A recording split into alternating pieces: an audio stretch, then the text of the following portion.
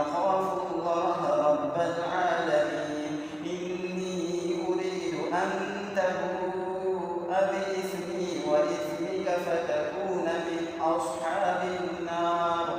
وذلك جزاء الظالمين فطوعت له نفسه قتل أخيه فقتله فأصبح من الخاسرين فبعث الله غرابا يبحث في الأرض ليريه كيف يواري سوءة أخيه قال يا ويلتى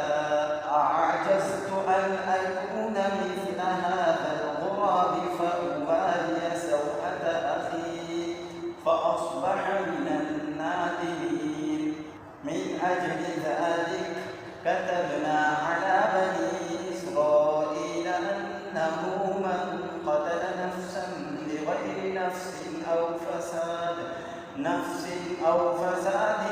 في الأرض فكأنما قتل الناس جميعا ومن أحياها فكأنما أحيا الناس جميعا ولقد جاءتهم رسلنا بالبينات ثم إن كثيرا منهم بعد ذلك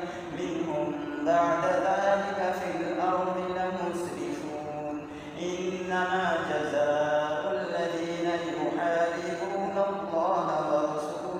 ورسوله ويسعون في الأرض فسادا أن يقتلوا أو